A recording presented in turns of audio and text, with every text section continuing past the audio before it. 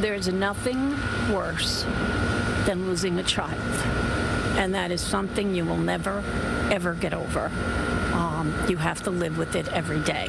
Now Marianne Villafor and the rest of her family faced more anguish in the death of her son Vincent. The woman who was connected to his death in a kayak on the Hudson River, Fiance Angelica Groswald, might get nearly $500,000 from his life insurance policy. She got enough money from my son. He supported her. He gave her money every payday, took her on vacations. She doesn't deserve the rest of this money. It belongs to the family. And Villafor plans on fighting for it. We are going to go through with all of this till the bitter end and make sure she doesn't get a penny of that insurance policy.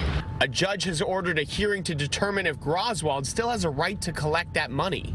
I reached out and spoke to her attorney earlier today, who said because of the pending litigation, he didn't feel it was appropriate to comment. So we met with former federal prosecutor Michael Wilds, who says when it comes to a civil case like this one, the burden of proof is actually on that victim's family. It's an uphill battle for the county and for the family to have to prove this. And unlike someone who commits intentional murder or homicide and automatically forfeits any right to inherit from a victim, New York law does not automatically forfeit that right for someone who pleads guilty to criminally negligent homicide. This case stands to set a precedent throughout our nation that nobody should profit from a criminal negligence. She should not then benefit from this financially. Groswald served just over 2.5 years in prison and was released last month. The maximum sentence for this type of crime is 4 years in New York. In Poughkeepsie, Marc Liverman, CBS 2 News. Villafor's mother tells us if the judge does not rule in favor of the family, they will proceed with a wrongful death suit in civil court.